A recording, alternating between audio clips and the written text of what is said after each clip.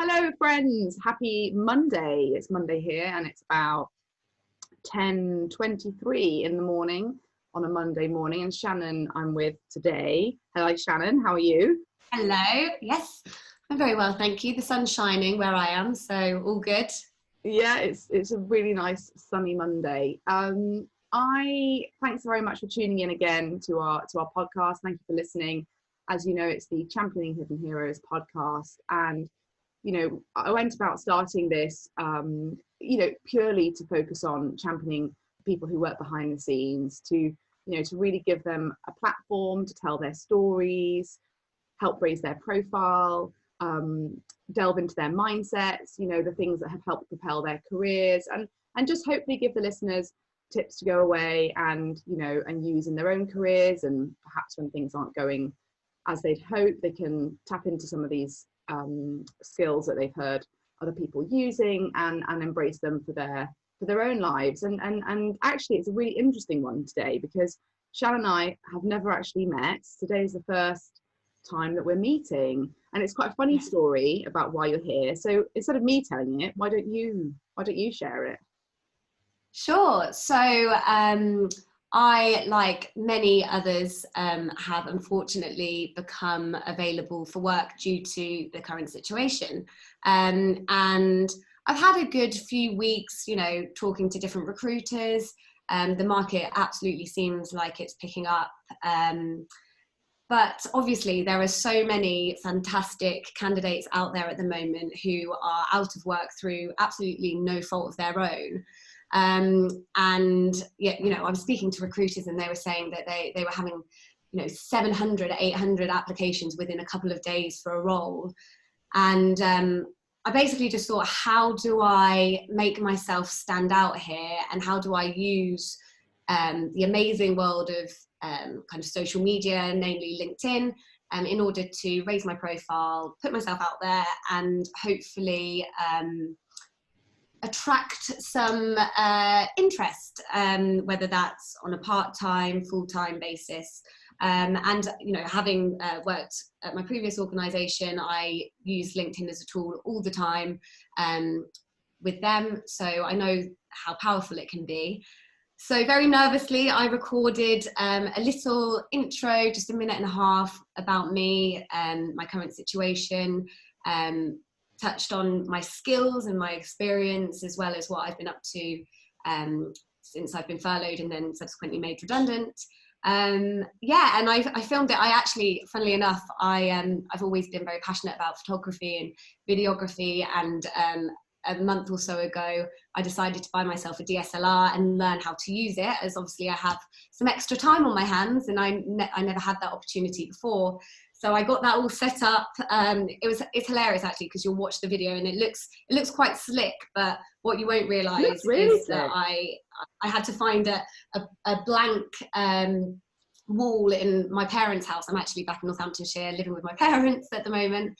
And it's right by the fridge where the dog bowl is, and you've got my dad shining a light on me to one side because there's shadows on the wall, and then the camera is kind of propped on a bookshelf. It was a very funny setup. You wouldn't know when you watch the video. So anyway, I'm so nervous about putting it out there and loading it onto LinkedIn, but it's just had the most incredible response, really positive. So many people have reached out wanting to help. There might not be specific opportunities within the businesses that they work for, but yeah, it's just been amazing to see the support for that. And it really has, I think it's just over 20,000 views on it now, which is insane. So yeah, if anybody's wanting to stand out for the crowd and feels confident enough to kind of put themselves out there in that way, it is nerve-wracking, and I was debating whether I upload it or not, but I'm so glad I did. So I really would recommend it to anybody perhaps looking for a job and wanting to stand out and set yourselves apart from the amazing other people out there also looking for a job. Yeah, well, it's cool because you're obviously registered with Job Search. And, yes, I am. Yeah. And the guys, as soon as you posted it, it sort of blew up, and they were just like, "Has everybody seen this? Has everybody seen this?" Savannah, you've got to interview her on the podcast. And I was like, okay. So here we are. But it is brave what you did, you know, recording a video, summarising your experience and ending it with, if anyone needs a Shannon, you know. Yeah, literally. Which I think is nerve-wracking, but it is brilliant. And I think it's, it's a really brave thing to do. And in this new world of video, we've all just got to get a bit more comfortable being in front of the camera, haven't we? But that's something you know well anyway from your background. Yeah. So sorry. No, that's all right. Well, what I was just going to say is, it's a pleasure to have you on the show. I'm really excited to hear your story more and see how you've got to where you are and then go from there. So, and I think it is really important, you're currently out of work and looking for a new job, and that will resonate with so many people who are currently experiencing the same feelings. So it's always good to hear how you're staying positive and all that sort of stuff. But why don't you tell me all about you, Shannon, and your story, and where did you grow up and what did you do and all that good stuff. Sure. So I'm from Northamptonshire, and that's actually where I've come back to now. And yeah, just kind of very normal childhood. I was always a bit of a performer. Definitely one of those children dragging the other children to rehearse dance routines. I've actually had some time during lockdown to look through some old videos, and yeah, I mean, I was a nightmare, just dragging my parents to go and watch me do terrible dances where honestly I thought I was amazing at the time. I was 6-7 years old. I thought I had the voice of an angel, and I was a dancing queen. And looking back, not quite. I found, oh my God, it's so embarrassing. What was your favourite routine to dance to? Tragedy for a long time. That came out year after year. Yeah. You can't see me, but I'm doing the hands. Tragedy. Yeah. I can't remember exactly, but yeah, what, and yeah, I mean, I feel sorry for my sister and my friends, because I actually can recall dragging them out of the pool on holidays to rehearse dances with me. Yeah. But I never got put into dance lessons or anything like that. I mean, it's crazy when you think, looking back, that mum didn't see, okay, she wants to be a performer, but yeah, I just kind of did it for fun. And then it's funny because when I was recording the little video for LinkedIn, I used to have a band with the girls at my street when I was about 8 or 9 called the Cool Chicks. Oh. And there's so many videos of us going, "Hi, I'm Shannon from the Cool Chicks." And I was so tempted that's kind of what I was reverting to when we were recording that video. We were laughing about, that having come in handy now.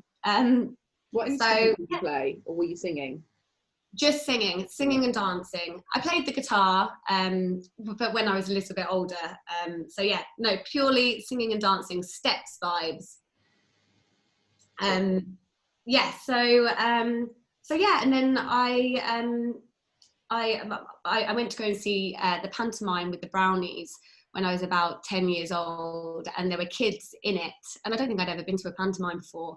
And I remember getting in the car on the way home and just saying to my mum, I want to be in the pantomime, like that's what I want to do. So she did a bit of research. I got, how does one child get into a pantomime? And so immediately I was enrolled in, the standard dancing, tap, ballet and modern, got some singing lessons, and the next year I was in the panto. Amazing. Which panto? It was Peter Pan at the Royal and Derngate. It was one of the ones with all of the celebrities, if you can call them that, but it was great, and it was such a fantastic experience. It was Kirsten O'Brien from Art Attack, if you remember her. I do, yeah. And Nick Cotton from EastEnders. So I had such great time, and then off the back of that, I kind of did more and more shows. I was in Annie and Carousel and a few other bits and bobs. But I was always, I wasn't one of these kids that was taken out of school for it. My parents were very keen on me being in school, and I loved school. I was really fortunate to really love school. But you got some great grades at school, so it obviously didn't interfere with your ability to perform quite well as well. Yeah, I mean, I was definitely a goody two shoes. And studied really, really hard. I always wanted to make sure that I was getting good grades, and yeah, and also I think it helps with the acting thing. I've got a really good memory, so you know, which really does help you pass exams, because if you can remember, I loved history, English literature, A levels like government and politics as well. And when you have the ability to be able to kind of memorize different kind of theories and different moments in history, it does make passing exams all that more easy. Yeah.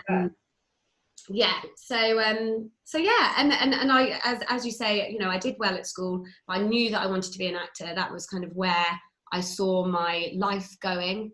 And I actually got a job when I was 16. We were just talking about it. I was a presenter on the channel Boomerang, Cartoon Network. Yeah. Yeah, so that was a great experience, because how did you get that? So I can't remember exactly how it happened, but I think I registered with an agent, like a kids acting agent. I did an advert.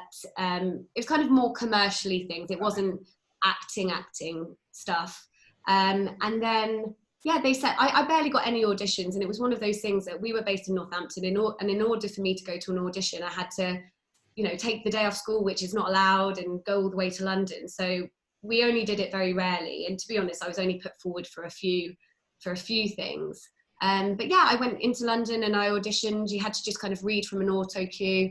When I was about 16, and the whole thing at the time was, it was Kids Takeover, and we presented the little intros between programs. So coming up next on Boomerang, we've got this, that, and the other, and yeah. So we filmed a few months worth of links within the Easter holidays. So we went to Battersea Studios. It was just an amazing experience. It was a bunch of 16-year-olds filming, really, really lovely job. And yeah, and then it was funny, but I was kind of embarrassed by it at the time. And I remember I don't think I really told everybody about it. And then obviously when the link started airing, it was quite funny, because Boomerang was only really showing kids TV, like SpongeBob SquarePants, that kind of thing. And I was getting messages from people in my class at school saying, "Shan, I've just seen you. I was watching SpongeBob on Boomerang, and I've just seen you in between like the adverts." And it just made me laugh, because cool guys in your class watching SpongeBob SquarePants. Yeah. Caught out. Cartoon though, I love cartoons, you know. Me too. I used to watch Johnny Bravo as a kid on Cartoon Network. I remember watching. What was that? Sorry. Johnny Bravo. Johnny Bravo, yeah. Sort of like bulky one. Yeah. No, I loved all of that. So yeah, so that was really fun. And then when I left school, I was really lucky. I got into Guildford School of Acting straight away. Had an amazing 3 years there. Wouldn't have changed that for the world. Made some fantastic friendships. And drama school really does make you resilient. It's tell me why. They definitely put you through your paces. It's full time, so we were in at 9. It would typically finish at about 4, but then I would always stay for kind of extra dance class. So I wasn't often home till about 9 o'clock. But also, it's just, the acting world is fiercely competitive. You're always comparing yourself to others, and also the teachers, I think that they put you through your paces because they need you to be resilient. You need to be resilient as an actor. You need to be able to handle critique and rejection. And often in the acting world, it's not done nicely. It's not done in a nurturing way. I think it would be awful. I've got so many friends that are actors, and obviously we have most of our temps are actors or actresses. Yeah. I always, whenever I meet them and talk to them, I always think, I just don't know how you do it. It's the worst kind of interview on the you know, like at least in an interview, someone's got to pretend to listen, even if they aren't going to give you the job. They've still got to, you know, they can't just shove you out within a minute. You can walk into an audition and literally be out. Literally, and I think that's the thing as well. It's one of those industries where it's so hard to even get your foot in the door. There are so many people out there, and it's not necessarily about your talent or your ability. It's often to do with how you look, and you know, whether that's they want somebody really, really beautiful, or they want somebody who's kind of in a character role and they need them to look like X, Y, and Z, you're often not judged on your actual acting ability. You could be the best actor in the world, but if you're not right for the part, and if you're not right for how the casting director sees this person being, then you're not going to get the job. So it's not very merit based, and also it's just very, very up and down. I was really lucky. I graduated and I got work immediately, and I did an 8-month tour. But I just moved into London. I just kind of got settled into my flat, and then all of a sudden I was away for 8 months. And we were saying earlier, I'm very social. I love my friends. I love my family, and I was away from everybody for 8 months, which I should have been super happy about. You know, I was being paid to be an actor. How great is that? But yeah, I just found myself not sure that this was going to be the life for me. And then I came back off that tour, and all of my friends were traveling at the time. They'd all just finished university. A lot of them took a gap year, so they were kind of a year behind me. And I wanted to go and join them for the last kind of 3 weeks, a month of the trip. And I just remember my agent saying, "No, you can't go away now. You're just back off tour. People will really want to see you and meet you, and you'll get called for auditions left, right, and centre." And I just thought, I'm going to literally have to put my life on hold and not do things that I want to do, in the hope that I get a call from a casting director. And of course, those calls rarely come. So I went on the trip anyway, and I'm so glad that I did. I got one request for an audition while I was out there, which luckily, thanks to technology, I was able to self-tape for, which is probably the way that things are going to go a little bit more as well. And then I started temping, as you say. Lots of actors, and what's really good is actors are some of the most talented and hardworking and intelligent people that I know. So yeah, they make very honestly, I love. You know, we're so fortunate at Joss Search. We really have like an absolutely incredible pool of temps that have worked with us, you know, since the start. Some of them are still with us. Some of them have got, you know, so much acting work that they've left, you know, and then they've had like a couple of years of acting work, then they've come back into supplement in the interim period. And I think you know, we've got to know them so much over the last 10 years, and they really do make exceptional temps, because as you say, they work really hard and they know how to present themselves. And I think ultimately, you know, when you're working in a support role, whether you're a really, really senior, experienced, you know, executive assistant or chief of staff, or whether you're a receptionist, you've got to be able to give a good service, and you've got to make people feel comfortable. And ultimately, you know, our actor temps just know how to do that. And what's really interesting, and actually I think this is really relevant to today's world, most of our temps frequently get offered permanent jobs when they're temping. I mean, literally, we have to fight the clients off to keep them. And you know, some of them get swayed and they decide to stay, and some of them don't. And what's really interesting is I've been trying to think to myself, why do our temps, or you know, even though let's say we put a temp in to a senior PA cover, and they've never ever been a PA before even. But they've got such a great attitude, and they give it 100%, and they try really, really, really hard in that role, and they're so personal, and they're generally happy because they appreciate that this temporary work enables them to fulfill what they enjoy doing, which is acting alongside. And so I think that's possibly why they are always sort of offered jobs, is because they're generally a little bit happier, because they're grateful for the work, you know, because it enables them to then go off and, you know, take 3 months off to go and be in Shakespeare play or what have you. But I suppose that leads quite nicely onto your, because it sounds like you had a really successful entrance into acting, which isn't common. So and you've obviously not been an actor since. So I'm curious, what happened there? So I exactly that. I was temping.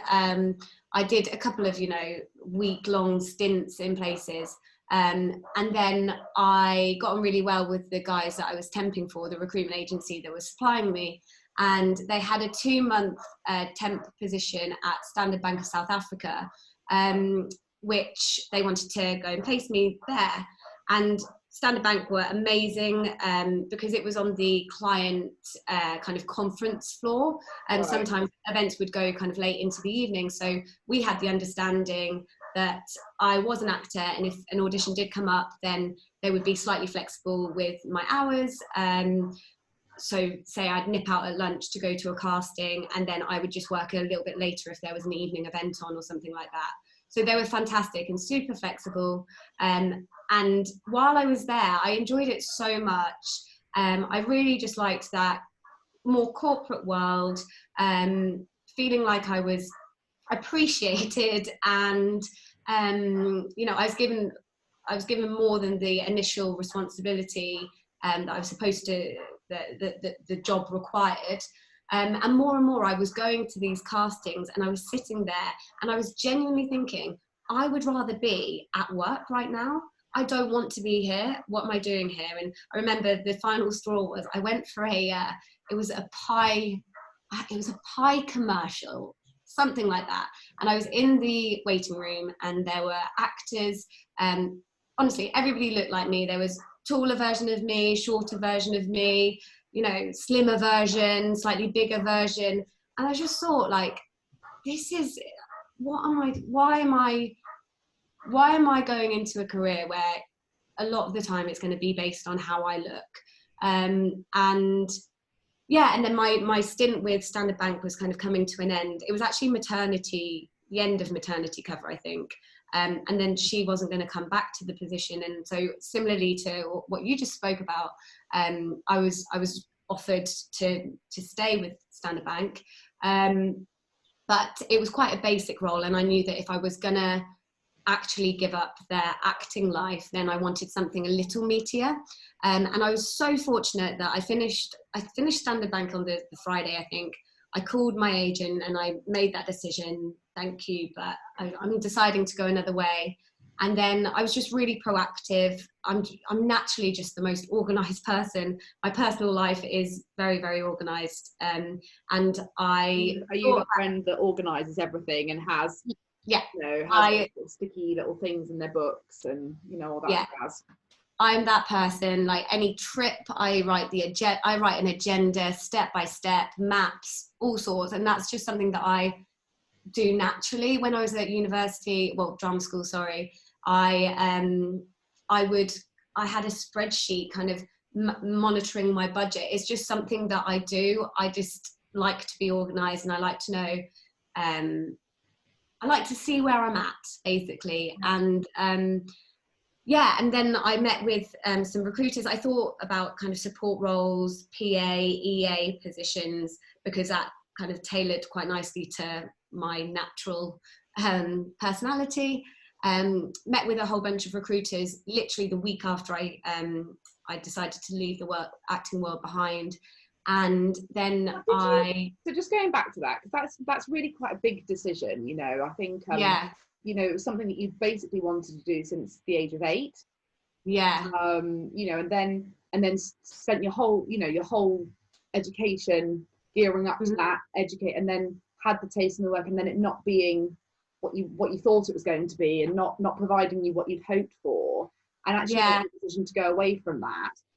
That's quite major, because so many people would not have made that decision. They would have just kept on going, even though they were it was making them miserable. And you know, because turning around to your parents, having you know all of that stuff, it's quite a big thing to do. So you know, do you remember how you felt when you told people in your life that you weren't going to do it anymore?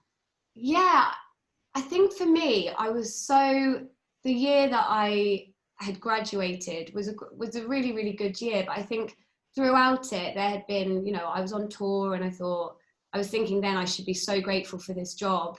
I was Juliet in Romeo and Juliet. I mean, couldn't get more ideal of a first role than that. And I think that throughout that year, I had been thinking, maybe this isn't for me. So for me, it really didn't come as so much of a shock. And I'm very pragmatic. And yeah, but I remember feeling totally okay about it. So many of my friends messaged me and everyone thought I was so brave for making that decision. And I actually remember writing a Facebook post.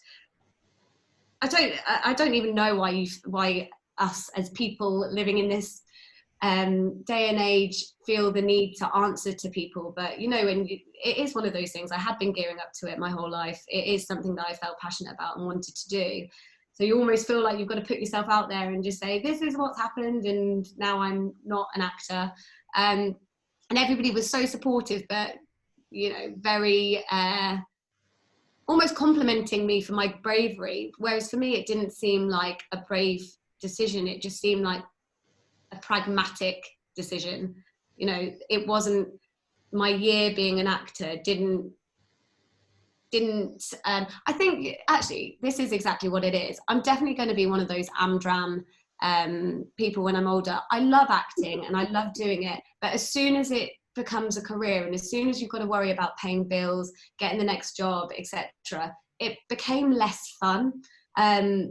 So I think that was a massive thing for me. But of course, like my parents, my mum even says now, we see my friends are doing really, really well, some of them, and we'll see them on TV or in a show. And my mum's still kind of holding on to that a little bit and saying, you know, wouldn't you like to do that? And yeah, it's amazing in those moments where somebody's in a show, but everything that comes around that isn't ideal. And it just didn't suit my personality. I like to know where I'm going to be. I like to plan holidays. I like to plan dinners. I like to see my family, see my friends. And I knew that the acting world wasn't going to really allow me that life. That's fair. And I think, you know, did you thought, right, support lends itself quite nicely to my natural style and natural skills and natural strengths. How did that realization come about? Is that because you've done some temporary work in offices and you just thought, you know what, this could work for me? Or was it a friend, or, you know? Yeah, I think a mixture of all of those things. So obviously I had experience working at the bank, and I really, really kind of enjoyed those support positions. But not only that, so my sister, she didn't go to university. She actually did, I think it's called Quest. Oh, yeah. Yeah. So it used to be called St. James and Lucy Clayton. It's a secretarial and yes, exactly. You know, personal assistant qualification that you can do either before or after university, really. Yeah, exactly. So she didn't go to university. She went straight from school, and to be honest, she didn't really know what she wanted to do, which is why she kind of went down that avenue. So I've kind of had some, obviously I spoke to her about it a little bit. And to be honest, I'm probably more suited to that kind of position than she is. I'm just very, very naturally organised and proactive and productive.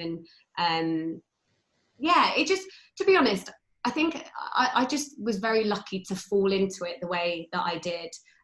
Because I met a few recruiters to kind of talk about what it is that I could go and do. And obviously for I'm so lucky that with my first role, the director of operations at the company, I could tell in the interviews that he was nervous about the possibility of me going back to acting and it being a rash decision. And actually, you know, if I was offered a great acting role further down the line, then I might leave them, and they didn't want to put kind of all the effort into training somebody if that was going to be the case. So I really had a tough time persuading people that it wasn't just a phase and that I'd go back to the acting world. And I think I remember saying to him, and I'm still very, very good friends with him. I was at the company for 5.5 years, and I remember saying to him, like, I want to be able to go and do a job that I really, really like and feel really trusted in, and feel like I can do a really, really good job of. But I also want to be able to have the money and the time, the holiday, to plan a trip, to you know, be in London and be able to go for dinner with my friends on the evening, and yeah, all of that. And he said to me, he was like, you really did that. I mean, I really, really did. I really took London by the horns and took advantage of being centrally based, and luckily the organisation was based in Soho, and obviously loads of my friends are actors, so it was amazing. I was kind of in the hub of it all and able to go and see them in shows after work or go for dinner after work, and I just really kind of embraced my life whilst also obviously taking on more and more responsibility within the organisation. But yeah, so just to explain how I went to joined MTNI, it's a financial media company. So I registered with a few recruiters, obviously very minimal PA support experience other than the temp roles that I was in. But I interviewed with one lady, I kind of met her face to face, and I think that she saw, okay, she was really academic at school, and she's got a certain way about her, and you know, she would be capable. She'd just go and throw herself into any situation that she put herself in. And luckily, MTNI were looking for somebody with that bit of resilience, emotional intelligence, able to, you know, with the capacity to obviously be a PA, but with the emotional intelligence to know how to handle difficult situations, to be that nice balance of professional but also caring and considerate. Yeah, so they were definitely looking for the person rather than the experience, and I think that they'd been through a few kind of PA administrators that were great and had tons of experience and were obviously really good at their jobs, but they just perhaps lacked the resilience that they needed. So they were definitely looking for the right personality fit for the CEO. And yeah, I was just so lucky because it was a small enough company and this is the thing that I love about support positions, particularly to obviously the senior members of an organisation. Once you build that relationship, and once you gain that trust, and once you show that you are very capable and you can do a very good job, you know, the sky's the limit really, because then they start trusting you with more and more. You're able to take on more and more responsibility. If you're in the right organisation that's going to encourage that. Yeah, so that's what I really loved about the role, and I was so fortunate to be able to gain the variety of experience that I did, and that was just through me naturally being helpful and seeing where people might have been struggling or might have needed a hand, and then I offered to help in lots of those situations. And then I was, you know, found myself just taking on lots of different responsibilities all at the same time. But it went hand in hand with obviously being PA to the CEO of the company, because he was involved in all of the kind of various different aspects of the business. Yeah, so I was just very lucky that the first company that I interviewed for happened to be one that gave me a lot of opportunity. Yeah, I mean, looking at your career there, yeah, it seems to have taken a really nice route, and you seem to have definitely sort of, I would say, widened your skill set, you know, and developed the role, whilst also, you know, continuing to be, you know, the assistant to the CEO. And your last job there was the global events and operations manager. Were you still looking after the CEO then, or did you hire someone to replace you? Yeah, so I kind of remained his right-hand woman for the 5.5 years I was there. We did, as I took on more and more responsibility, we did hire a couple of other PAs, but yeah, didn't last the most time. So just by default, really, I had to be that constant support. I hired an assistant towards the end as well, but she was really supporting me with kind of anything that I needed, which was obviously helping me massively with my workload. But yeah, the global events management really did go hand in hand with being Mike's EA, because that was his main focus of the business, really. So because I was responsible for organising a lot of the pitch meetings and meetings with various clients and getting the agenda created, and I was involved in various aspects there, it was just a very, very natural progression that I would take over the global events program. And yeah, it was just fantastic because we were running events there were conferences and awards dinners in London, Miami, Tokyo and Hong Kong. So it was, yeah, just amazing exposure to some fantastic clients. Yeah, and I was literally end to end. So logistics, sales, we sold delegate passes, sponsorship, as well as kind of award dinner tables. You name it, really, I did it. So so that's so full on as well. They are just, you know, incredibly stressful, I think. Do you think? Well, I do, because I think, you know, you've got to have a plan A, plan B, plan C. Yeah. You know, things just inevitably go wrong, or something, you know, but the more you do them, you then end up, I suppose, with like a cool checklist, don't you? That means you sort of stop. Yeah, and I think that I think that actually the real positive of being obviously you get to know the person that you're supporting so well that you can preempt anything, you know, that might change last minute. You have contingency plans anyway as an EA. So and a lot of the events management stuff and a lot of the things that could have gone wrong or might have gone wrong or might have changed at the last minute were to do with the CEO. And because I was his right hand woman and could preempt all of those things, I think it obviously just went hand in hand, really. But yeah, I loved running the events. I think that I was just really lucky that we have some fantastic clients. They're all global brand banks, so super senior people, but really, really nice. Yeah, and I think as well, just like one of the biggest things that I learned very quickly at MTNI is humility is key. Obviously, it's a financial media company focusing on a very niche area of the financial markets. And I had no idea what was going on. I had no experience in finance. Yeah, I didn't know what they were reporting on. And I remember making the first call to a really, really important client, inviting them to I can't remember whether it was a meeting or an event. And I remember thinking, like, I don't know what I'm talking about. If they ask me any questions about the content or anything like that, I'm going to, you know, I've kind of understood the basics, but I'm really going to struggle to give them any more colour. And I remember the director of ops just saying to me, you know, people love, you know, just be honest. Don't try and act like you do know. And people really responded to that, I think. And I was able to build really, really good relationships with clients through, you know, just asking them.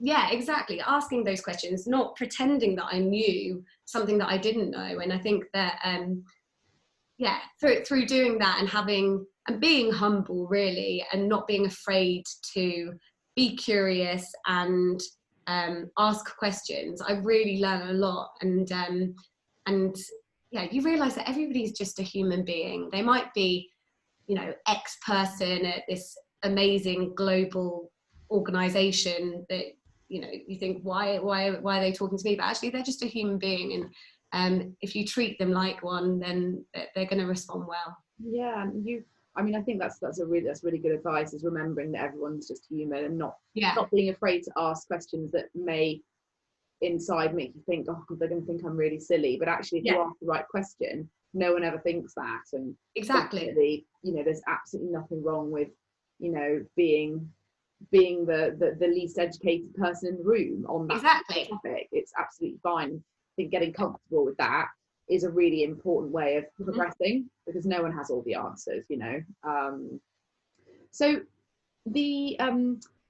how did you build your skills as a PA then? So how did you learn what Mike needed and how to actually sort of preempt his needs and manage his schedule and all that stuff? Yeah, I think it was just all about getting to know him. I remember so I'd gone through the whole interview process, and then I remember him taking me for a coffee when he offered me the role. And it was just, I think, being honest about expectations and what was a priority. And I think that I was able to learn that quite quickly. I think I pick up on things very, very quickly. In terms of the, you know, basic skill set of being a PA, and that ability to manage diaries, etc.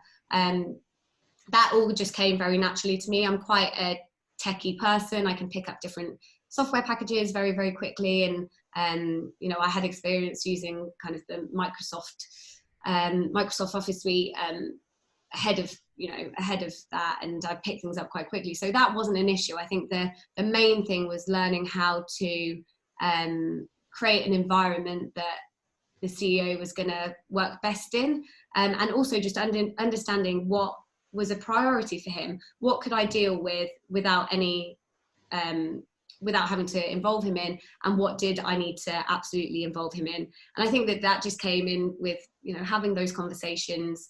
The director of operations had been at the company the previous 2 years, and I sat next to him and really kind of lent on him a lot as well, because obviously he had experience, so he could kind of preempt situations before I'd even experienced them. So the support and advice I got from him was just so wonderful. He was absolutely amazing manager and a very, very good friend. So I was very lucky there that somebody was very willing to give me kind of that support and advice immediately. Do you remember what your like greatest mistake was? Like, what was your do you remember a big mistake that happened or anything that went terribly wrong and you thought, ah?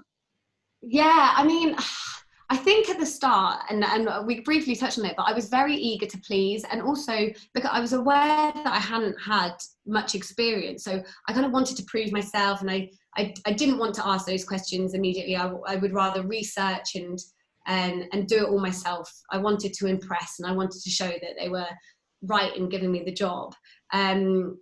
So yeah, and I think that also because I'm super organized and I want to get things done quickly, and I want to get emails answered. I want to, I don't know really, but I think that it's absolutely that thing of being confident to ask the right questions, because at the start I tried to do it all by myself, and it was hard. It was just really, really hard. And I don't think that there was necessarily any dramatic, horrific mistake or anything like that, but I think it was just realizing that I'm going to get so much more. I'm going to have so much more knowledge and be able to do so much more if I just ask the right questions. Do you remember, was that a one moment that happened, or did it just happen over time? I think I had a conversation with the director of operations who we had a very honest chat about everything and about what I was trying to do. And and I think that it was that moment that he said, don't be afraid to ask questions. You know, you can't do this all by yourself. But he kind of offered that sort of advice throughout it. But I think that was a real turning point for me. I was like, okay, right, actually, I need to stop trying to be Wonder Woman and ask for help when I need it. I think that's another really brave thing, because especially when you're in a support role, you sort of feel like it's your job to just know and be able to fix everything. Yeah, nobody's supposed to support me. Yeah, and it's like, you know, you're supposed to just run up, you know, I call you sort of guys like first responders, like emergency, you know, if there's a problem, you're running towards it, and you're just meant to know and meant to have all the answers. And actually, you know, you don't have all the answers, and most of the time you're doing things for the first time too. So I think that's really, really good advice for anyone who's, you know, in a role where they're trying to progress or feeling a bit stuck about, you know, what they're doing, and they don't really know how to develop or take it to the next stage. It is remembering that it's okay to ask and not have all the answers, and not expecting people that you ask to have all the answers either, you know. And also sometimes things that you're asked to do when you are supporting somebody, they might actually have no idea that it's just, some of the things are sometimes just not possible. And I know that there's that thing of no's not an answer, and, you know, find the solution. And that's how I had to really become and learn quite quickly. You've got to kind of assess all of your available options before going back and saying, we can't do this. And no is not an answer, but sometimes no has to be the answer. Sometimes things aren't possible. And I think it's realizing that as well. And obviously you need to try your best. But within certain kind of limits, if you like. Obviously you go out and you're trying to do the best that you can in order to get things delivered within whatever time frame. But sometimes things just aren't possible, and I think it's just or aren't possible on your own. So I think it's just realizing that, and realizing that you sometimes do need help from those around you. And I was so fortunate to have just the most fantastic team, and we all really kind of worked very collaboratively, and supported each other. So that's so important. And for assistants, if you're most of the companies we recruit for, I mean, we recruit for private equity firms and hedge funds, and they have quite, they normally have a good amount of executive assistants within the organization, and being a part of that group is absolutely one of the most attractive things for most of the people we place into those jobs. It's becoming a part of a group of really experienced, successful executive assistants, all at different stages, where you can learn from each other. And I think that's what great executive assistants do, is know how to tap into their network. And I think that's where tools like LinkedIn and and being part of mini communities, if you don't have that in your organization. So if you are in the unfortunate position where, let's say, you are the only PA or the only EA, finding an external community of other assistants so that you can learn from them, because they'll understand how you're feeling. They will know they will know better than your boss what it's like to be an assistant. And I think that can be, and again, another way of progressing your career and just developing yourself as an individual is tapping into your network around you, so that you can find people who are feeling like you feel and understand how you're feeling, and they can help give you their advice. And absolutely. And I think for me as well, that's something that I didn't tap into necessarily. And I'm so grateful throughout lockdown. Obviously, I have been active on LinkedIn, and I've been registering with recruiters, and you guys, obviously, you've got your Jossie Talks. And it's just really watching these webinars and watching and listening, and the podcast as well, listening to different people and their experiences. You can learn so much. So much. So I think that and often actually people have the same sort of stories to tell, and sometimes, especially if you're working as an EA on your own, you think, God, is this happening to anybody else, or has anybody else been through this before? And you realize the more that you speak to other people or watch these webinars or listen to the podcast, that actually there is no kind of right or wrong.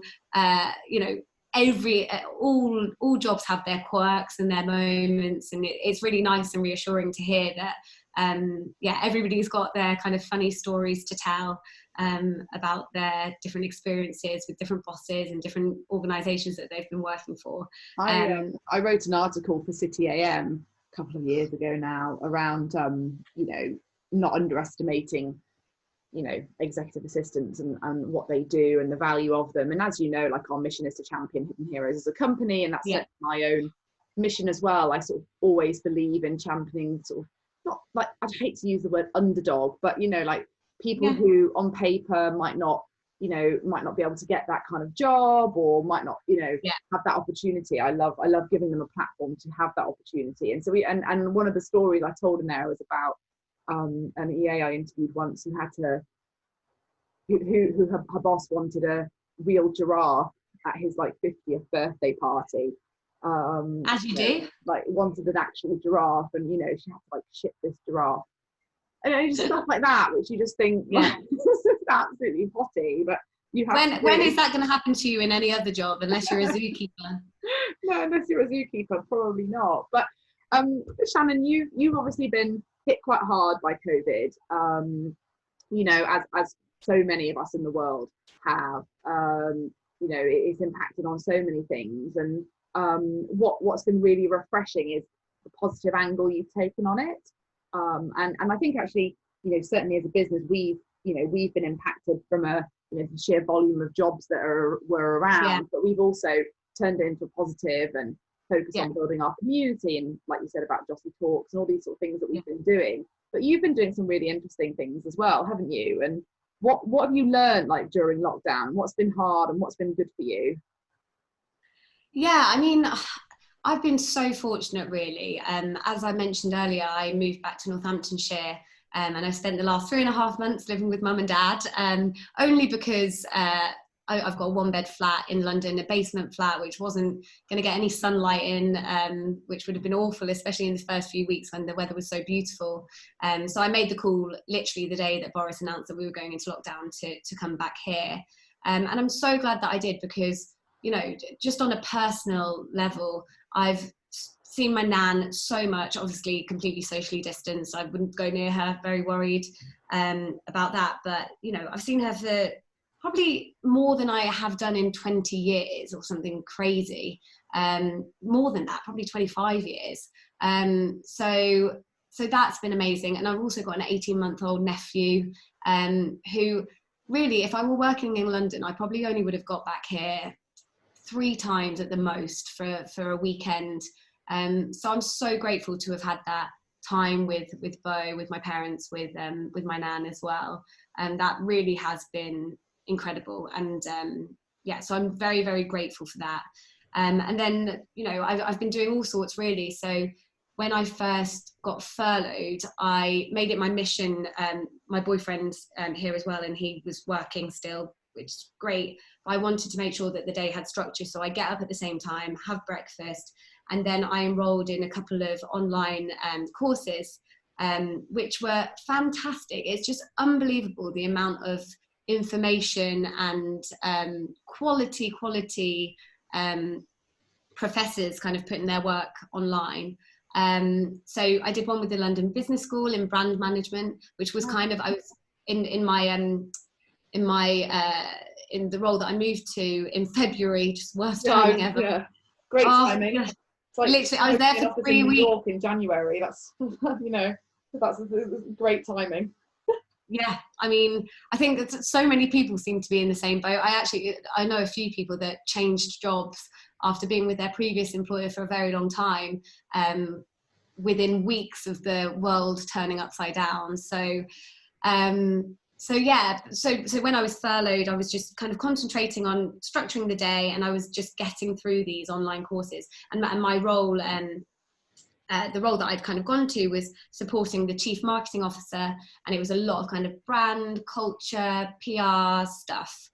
So I wanted to kind of, you know, hone in on my skills and actually, so I took that opportunity to do the London Business School brand management course, which I would definitely recommend. It's on Coursera. Really great professor, learned a lot. And then I did a couple of others. So I did a University of Yale Introduction to Psychology, and also a Harvard University. The course is called Justice, but it's really political philosophy. And the psychology and the political philosophy courses were so great, not only for, you know, I think that's understanding how people tick and differences of opinion and why people might work in the way that they do, obviously you can apply that to all areas of business, because once you understand people that bit more, you can you can have more compassion, or you have more of an understanding of where they might be coming from and why they might be behaving in the way that they do. So those courses were great as well, but also in the current climate, and like being able to understand why things are perhaps the way that they are. And it really challenged some of my personal beliefs, the political philosophy one, but also affirmed some of them, and kind of gave me a clearer picture of why I am the way I am. So those 2 courses were great, not only for, you know, to apply professionally, but also personally as well. I learned a lot about myself. And how did you find those courses? So the brand management one, I searched specifically for brand management courses. And then my friend, she's actually a recruiter. She does really, really well. And I think that she wants to go down the coaching route eventually. Coaching / therapy. I don't know exactly where she wants to go, but she wants to do something like that within the next few years. And so she was actually she found the Introduction to Psychology course. I was talking to her about it, and she was really, really enjoying it. So she obviously just gave me all of the information there, and I enrolled in that course. And then it was just research. I just kind of, there's so much out there. And I actually started a couple of other courses, but I didn't quite like the format or the professors. And the great thing if anybody's looking to do online courses, Coursera and EDX are great, and often they give you access to at least the first couple of lectures for free. You have to, so in order to get the certificates and be able to obviously put all of the what you're learning on your CV, you do have to pay, because you obviously have to take the assessments and do the assignments, and you don't have access to them if you don't pay. But yeah, there's so many different courses that I kind of just watched a few lectures for a few different ones that I was interested in, and then selected the ones that I wanted to do that way. And I really recommend the Justice course as well. The professor is Michael Sandel, and he's just brilliant. To be honest, actually, that course, it was kind of more like TED Talks rather than, rather than your stereotypical course with a ton of information coming your way. It was really, there was an element of debate in there, because it was actually a lecture hall at Harvard filmed, and so they filmed the students having debates and stuff, and I think that really helps with the learning. And it was very obviously it discussed different political philosophers and their theories, and applied them to the modern day, and debated whether they were moral or not, or and quite relevant for what was happening in the world in June, and obviously still happening, but very much. Absolutely, yeah. And there were various things like, they discussed, same-sex marriage, segregation. Honestly, it's so relevant. I definitely recommend it to anybody looking to Educate, challenge their own beliefs. Yeah, 100%. It's really interesting that you say challenge your own beliefs, because I think ultimately that is the true I suppose it's the most important thing to be able to grow. Without challenging your own beliefs, you're not going to grow and change. And I think the danger with social media is that the way it's set up is to feed you more of what you believe and what you engage with. So if you happen to continuously be engaging with a certain topic, or that is all you will see. The algorithms are set up that way. It ends up meaning that people can go into their own little echo chambers where they haven't got an oversight of what else is happening in the world, and what other people are going through, and other people's experiences. And it's so dangerous, because you're only being fed more of what you already believe, and you're not challenging yourself unless you actively seek it.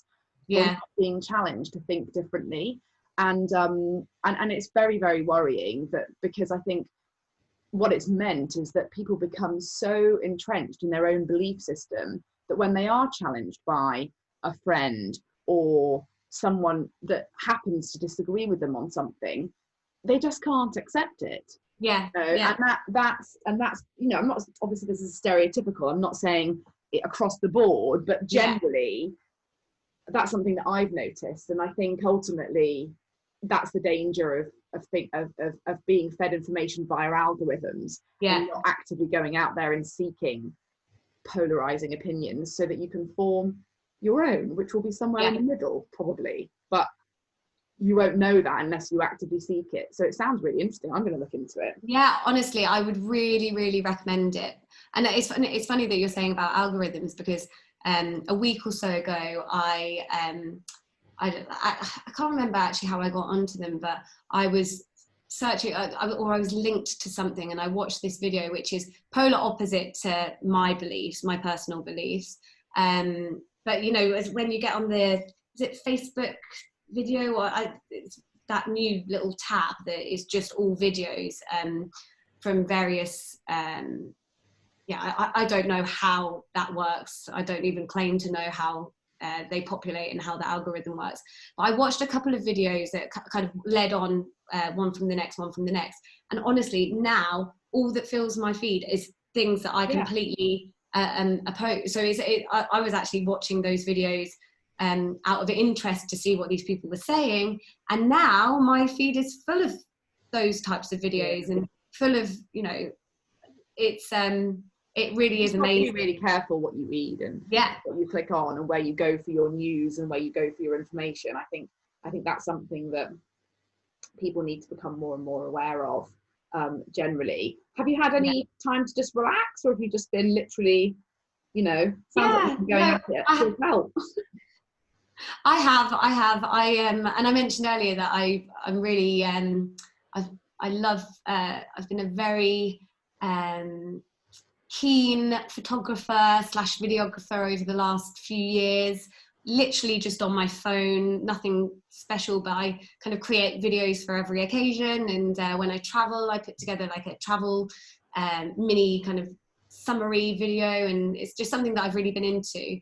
And I finally got the chance to order myself a proper camera and learn how to use it. So that's been something that I've really kind of enjoyed doing. But yeah, definitely, I'm trying to keep the weeks structured. And obviously now I'm looking for a job. That's almost like a full-time job in itself. Like I've literally got a Trello board with everything that I've got going on and who I need to speak to, who I need to follow up with. And it honestly, I feel busier than ever. And I'm also part of the contact tracing team, helping Public Health England and the NHS. So how's that working? So I mean, it's a really difficult one, because obviously you kind of don't want it to get busy, because if it gets busy, it means that more people are getting infected with COVID-19 and more people are possibly getting infected with it. So, but yeah, it's kind of slow, definitely. But that's a good thing, really. I think that it was one of those things that was set up almost like the Nightingale Hospital, and the government was obviously anticipating that things really might have got completely out of hand, and you needed to be prepared to accommodate people if they needed, or they were hospitalized because of coronavirus. And then obviously that's not really been used at all. And it's a similar thing here, I think. They were really quick to recruit all of these people to work this job, anticipating that there might be a backlog of cases. And obviously it's very, very time sensitive. If somebody's been in contact with somebody who's tested positive for COVID-19, they need to be alerted immediately, and they need to know to stay at home and have somebody kind of relaying this advice. So yeah, but then it's kind of not escalated as much as I think they thought it would. And also they've got a system in place where anybody who's tested positive will be sent a link to kind of an online form, which is really what we get access to when we're talking to people that have been in contact with somebody who's tested positive. But I think people have just been very good at filling all of the relevant information out. And so they're only called if they've not done that. So normally it's kind of older people that might not have access to internet, or might not be checking their email or their text messages. So to be honest, it's been quite quiet. I technically do it I do it for 20 hours a week, but I've not had a ton of calls. Well, that's a good thing. Hopefully that means that hopefully it's becoming less and less, and becoming less and less, contagious and spreading less. What do you do sort of, to relax? Obviously photography, but I can see you've run marathons before. You seem to like animals. Well, that's not to relax. No, I was going to say,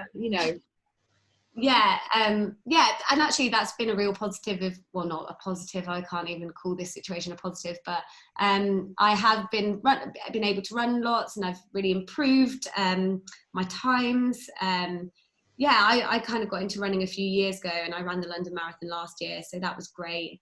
But other than that, watching a bit of Netflix, cooking. I love cooking, and I've been able to cook loads during this time as well. It's such a novelty to have a kitchen where you're not.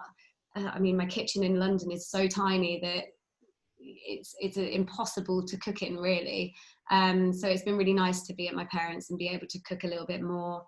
But just hanging out. I kind of cycle over to my nan's occasionally. I cycle over to my sister's. Kind of do that to relax. What have you recently watched on Netflix? What would you recommend? Oh, Disney Plus, they've just released Hamilton. Yeah, Have you Amy, seen it? Amy Dawson, who works at Just Search, has seen it like 5 times anywhere. I've seen it 5 times in the theatre, and I Yeah. spent so much money on it, and now And it's now available she's for £6 a month. on Disney Plus and telling us all to watch it. I still haven't watched it. I really, really must watch it. For someone to watch it that many times, it must be good. Oh, I absolutely love it. Yeah, I sound very similar to her. I saw it. It was actually my boss who he went to see it, and obviously he knows that I love the theatre. But tickets when Hamilton first came out were so expensive. Like, it was like £200 per person to go. So he actually booked me tickets as a little bonus, which was so lovely. So I saw it the first time, like quite early on when it came to London, and then I was hooked. And then for anybody, I took my mum and dad to go and see it. I took one of my best friends to go and see it. Yeah, I think I've been back 4 times now. You and Amy should go when the world. I know. And where did this sort of passion for animals come from? Because I can see that you've done a lot of volunteering and with animals. Yeah, I mean, I just love animals. I always have. And then it was actually my mum and dad. My mum really loves elephants, and my dad, he's just the best in terms of planning gifts and planning trips. That's probably where I get it from. Yeah. And it was my mum's 50th birthday, and he booked a trip to Thailand in order to go and see the elephants. And he booked a couple of different sanctuaries, which now I know more. Like, some sanctuaries, literally, they downright lie to you. They're not treating the elephants well, and it's just really sad what people do to animals. It just breaks my heart. But one of the places that they went to visit, I think it was the last place, was called Elephant Nature Park. And if anybody's listening and into animals, go and follow them and do a bit of research. But they are the most amazing organisation ever. They basically rescue the weakest and the sickest working elephants in Asia, and they give them a home at their park. But then the work that they do is amazing, because they also realise that they can't literally rescue every single elephant, and that also for many villages, many poor villages in Thailand, that is their income, and they've worked the elephants for years and years and years, and they know nothing else. So a massive part of what they do is go into these villages and kind of educate those communities about how to best look after an elephant, give them an opportunity to kind of reevaluate and change the way that they use elephants. So instead of trekking them with big heavy saddle cages on their backs, they now they've kind of converted them to the Elephant Nature Park way of thinking, and now tourists are able to still go, and they pay it more money, and it's all kind of managed by EMP and subsidized by them, instead of kind of riding them or seeing them do tricks, they now walk beside them, prepare their food, feed them, watch them take a mud bath, and the quality of life for the elephants have just, dramatically improved. And they've really done some amazing work during this whole pandemic as well, because obviously without tourists, these elephants, these villages don't have any income. And because Elephant Nature Park and Save Elephant Foundation, which is the charity associated with it, because they are so well supported, and they've been able to go and feed elephants across Thailand. I think even Asia, they do work in Cambodia and a couple of other places.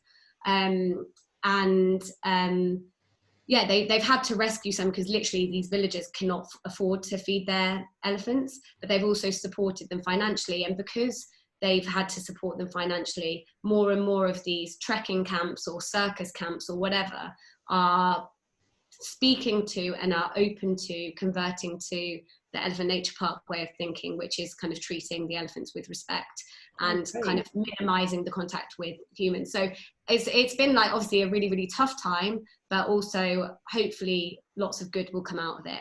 But Lek, who's the founder of Elephant Nature Park, most amazing and inspiring woman. Go and look her up, because she's just fantastic. And so over the last 3 years, I've been to Thailand and I've volunteered there. So scooping poop, literally like preparing food, all sorts, but it really doesn't feel like hard volunteering work when right beside you there's an elephant just hanging out, and a happy elephant. It's just really the most amazing place. And they've also got, if you're a dog lover, cat lover, they've got 400 dogs rescued from puppy farms, and the dog meat industry as well. They've got a ton of cats, water buffalo. It's heaven on earth.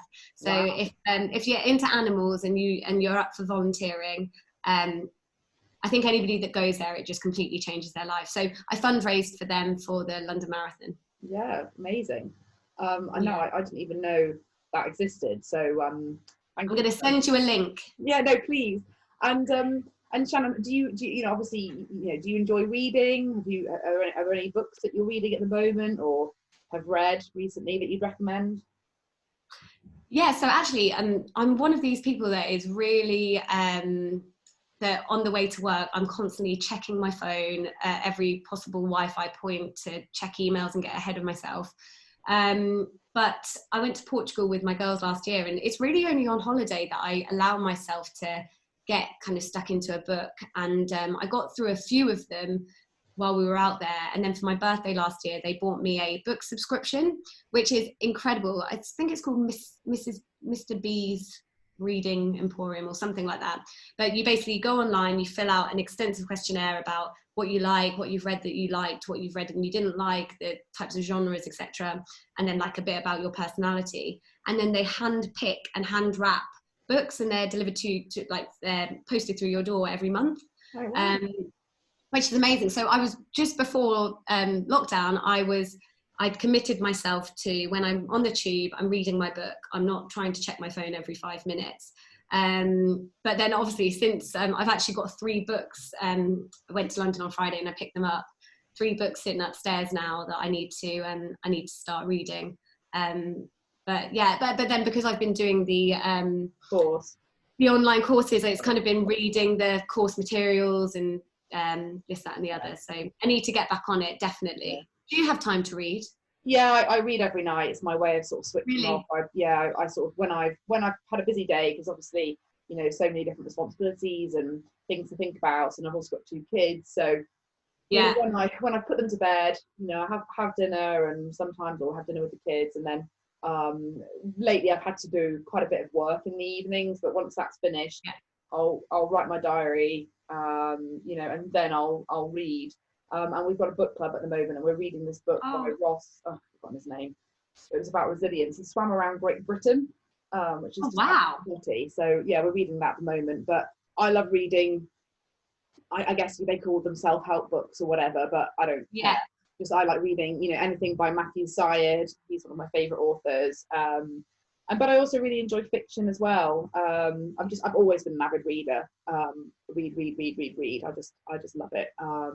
It's my way of educating myself, escaping, all of those things all together. Yeah. So yeah. Do you get into bed and read, or do you have like a reading location? Normally I read in bed, and I'll read for like a good sort of 45 minutes and then find myself falling asleep. So because that's the thing. When I got this book subscription as well, and my boyfriend, he's really into he listens to a few different podcasts about various different things. So we said, right, we're going to go to bed an hour earlier, and he can do that and I can read.